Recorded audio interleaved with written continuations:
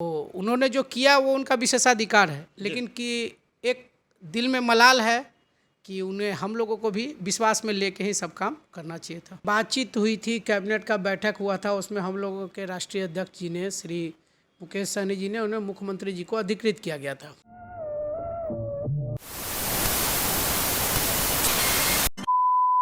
नमस्कार, भारत लाइव ही देख रहे हैं आप। इस वक्त हमारे साथ वीआईपी विकासशील इंसान पार्टी के जो प्रवक्ता हैं मधुकर आनंद मधुकर जी जो हैं अभी हमारे साथ मौजूद हैं। सबसे पहले तो आपका स्वागत है। आपका भी धन्यवाद और सभी दर्शकों का भी धन्यवाद। देखिए, बिहार में जो है एमएलसी एक बड़ा मुद्दा था। राज्यपाल कोटे से एमएलसी का मनोनयन होना था, 12 सीटों पर जो है मनोनयन हो गया है। ऐसे में एनडीए में तो बिहार में सरकार में 4 दल हैं घटक दल के रूप में, लेकिन 2 ही दल के लोग जो हैं उसमें दिख रहे हैं। जदयू के लोग दिख रहे हैं और भाजपा के लोग दिख रहे हैं। 50-50 पर समझौता हुआ है। वीआईपी दूर है, जीतन राम मांझी की पार्टी हम दूर है। हम वीआईपी के बारे में पूछना चाहेंगे कि इससे पहले बातचीत हुई कुछ? देखिए, बातचीत हुई थी, कैबिनेट का बैठक हुआ था, उसमें हम लोगों के राष्ट्रीय अध्यक्ष जी ने, श्री मुकेश सहनी जी ने, उन्हें मुख्यमंत्री जी को अधिकृत किया गया था। मुख्यमंत्री जी का विशेषाधिकार था, लेकिन उनको अधिकृत किया गया था। हम लोग सरकार के एक पार्ट हैं, सरकार हम लोग के भरोसे से चल रही है, हमारे सहयोग से चल रही है। तो उन्होंने जो किया वो उनका विशेषाधिकार है, लेकिन कि एक दिल में मलाल है कि उन्हें हम लोगों को भी विश्वास में लेके ही सब काम करना चाहिए था। यानी कि इन जैसे जो नाम जो दिए गए हैं लिस्ट में, जो अब तो हो भी गया सब कुछ, हम ये पूछ रहे हैं उससे पहले वीआईपी से पूछा गया था इस मुद्दे पर, या फिर एक जो बैठक हुई थी? देखिए, उसको बार बार खींचने से फ़ायदा नहीं है। एक बार कह दिया गया कि थोड़ा बहुत कम्युनिकेशन गैप है, ऐसा नहीं है। हाँ, अब जब कैबिनेट के बैठक में उनको विशेषाधिकार दिया गया, अब उन्होंने जो बेहतर समझा किया, लेकिन अब जो कमी रह गई सो रह गई। कमी तो रह गई। अब मतलब जैसे देखिए, इससे पहले अगर आप देखें तो निषाद समाज जो है अपने आरक्षण को लेकर के, वीआईपी पार्टी का मुख्य उद्देश्य ही है, लोग बताते हैं वीआईपी पार्टी की कि आरक्षण है, निषाद समाज का आरक्षण। भाजपा तो उसे भी खारिज कर चुकी है।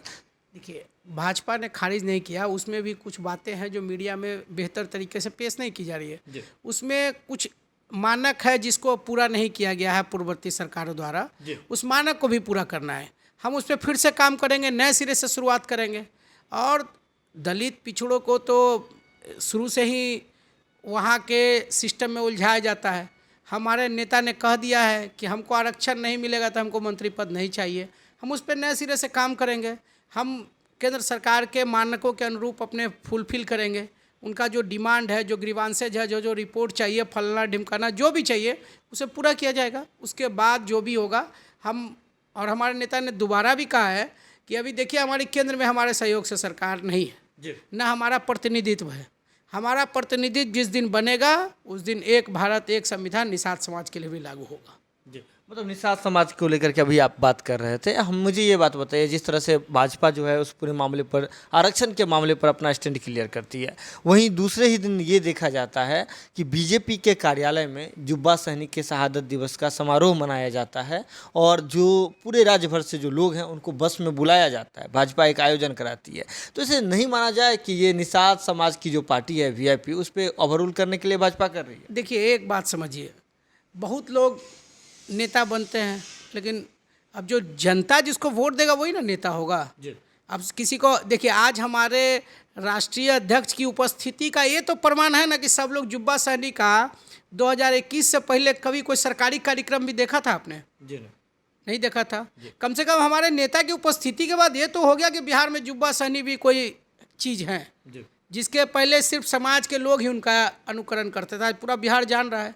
तो हमारी आधी जीत तो यही हो गई कि हमारे समाज के प्रतिनिधित्व क्षेत्रीय लेवल से उठ के अब राष्ट्रीय लेवल तक जाने लगी। राष्ट्रीय पार्टियां भी हमारे जुब्बा सहनी शहादत दिवस को बेहतर तरीके से मनाने लगी, राष्ट्रीय पटल पे उनका नाम आने लगा।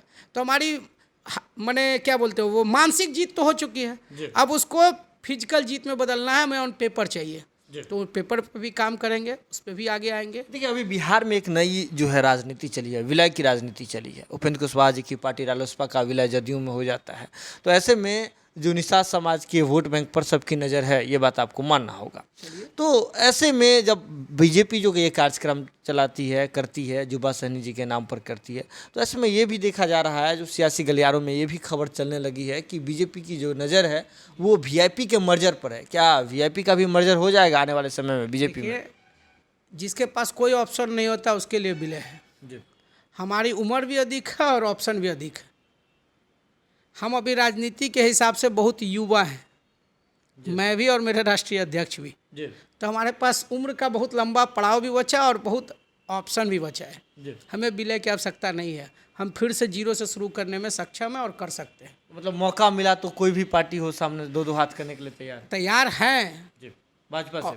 किस देखिए, हमारे पीठ में कल किसने खंजर घोंपा, हमने जवाब दिया। जी और आज उनका मलाल जो है उनके पटल में दिखता है, चाहे विधानसभा हो या विधान परिषद। उनके सारे नेताओं का दुख दिखता है कि भाई किसी तरह से उनको रख लेना चाहिए था, नहीं रखा, उनकी प्रॉब्लम है। तो आज हम लोग को जो इग्नोर करेगा उसको आज के डेट में मुश्किल आना है। एक सीमा तक हम लोग भी गठबंधन का धर्म निभाएंगे, उनके साथ हैं, हर दुख सुख में साथी रहेंगे। थोड़ा बहुत परिवार में ऊंच नीच होते रहता है, उसको बहुत अति नहीं करना है, लेकिन हाँ, आप सम्मान से जिस दिन समझौता करने का जरूरत पड़ेगा तब ऑप्शन तो खुले रहते हैं। जी जैसे अभी आपने सम्मान से समझौता करने की बात हुई, तो आपने कहा कि ऑप्शन जो है हमेशा सबके पास मौजूद होता है, हर जगह पे ऑप्शन मिलता है। लेकिन एमएलसी वाले मामले में जब हो गया, आपकी मांग थी, जीतन राम मांझी जी की भी मांग थी, इसके बाद देख रहे हैं तो अब वीआईपी पार्टी क्या करेगी?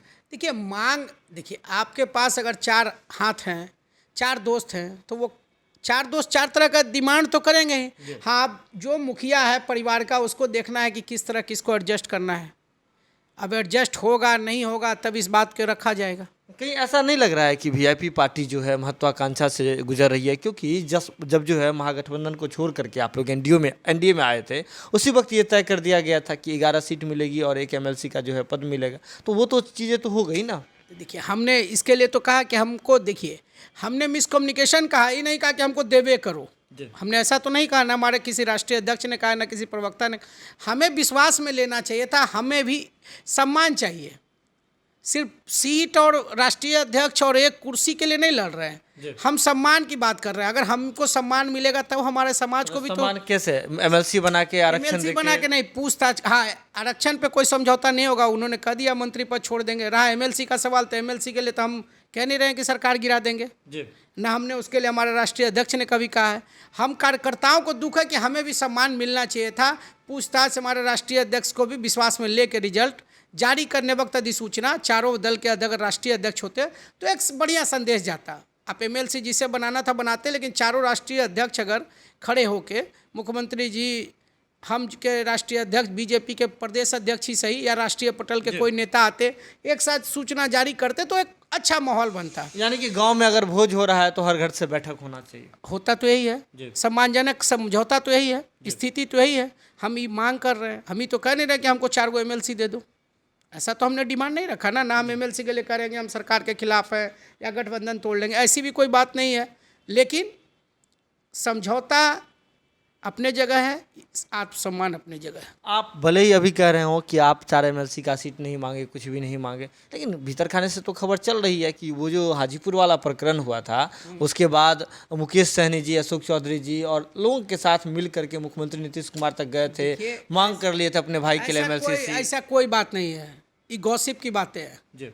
जिसने कहा सो कहा, मांगना है उन्होंने पहले ही कह दिया है कि हम एमएलसी अपने पार्टी के तरफ से बनाने का जब शक्ति आएगा तो पहला शक्ति हम नोनिया समाज को देंगे और वो जो मौका मिलेगा तो वो दिखाएंगे कि किसको बनाना है। बाकी कुछ लोग कुछ कह रहे हैं तो उसमें हमें नहीं पड़ना है। तो यानी कि अब देखिए, सीधे तौर पे इनका कहना है, वीआईपी पार्टी का स्टैंड क्लियर है कि एमएलसी का मनोनयन हुआ, लेकिन जब एनडीए में जो भी घटक दल हैं उनके जो कदावर नेता हैं उनके साथ एक बैठक होनी चाहिए थी, बातचीत होनी चाहिए थी। बातचीत नहीं, जैसे आप लिस्ट बना लिए थे आप अपने हिसाब से, लेकिन चारों नेता एक साथ खड़ा होकर मंच पे अगर कह देते, प्रेस कॉन्फ्रेंस में माननीय मुख्यमंत्री ही कह देते कि ये बनेंगे, तो एक मैसेज भी स्टैंड जो आज बात का बतंगड़ बनाया जा रहा है वो भी नहीं बनता। होना तो वही था, क्योंकि मुख्यमंत्री जी को विशेषाधिकार दे दिया गया था कि आप अधिकृत हैं, आप अपने हिसाब से चुनिए, तो होना ही चाहिए था। अब जो हुआ उसमें ही आगे चलना है। एक आपसे ऐसे ही निजी सवाल कर रहे हैं, ऐसा नहीं लग रहा है कि जैसे शादी होता है जिसमें फूफा जी रुस जाते हैं उसी ढंग से हो रहा है? तो अभी फूफा जी तो रूसे नहीं है, हम लोग फूफा जी हैं नहीं। राष्ट्रीय अध्यक्ष जी रूसेंगे तब ना देखा जाएगा, वो तो रूसे नहीं है।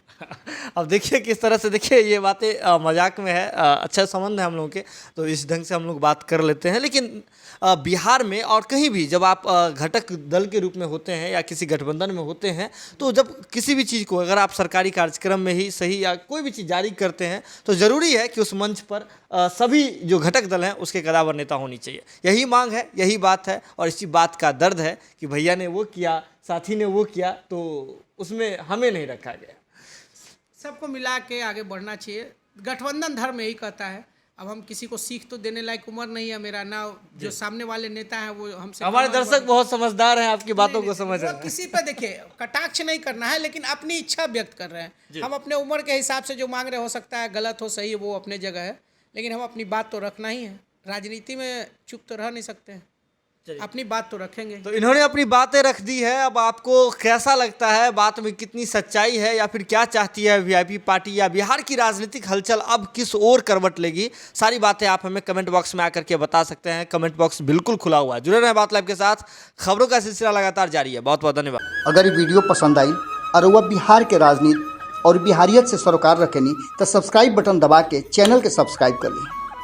ओजे एगो घंटी बा, ओकरा बटन दबा देला से कुल सटीक और मारक खबर रुआ मुफ्त में मिल जाई। अगर रुआ पत्रकारिता के हमनी के नया प्रयोग में सहयोग कर चाहतानी तो ज्वाइन बटन दबा दी। पेटीएम नंबर नोट कर ली 9386816700। धन्यवाद।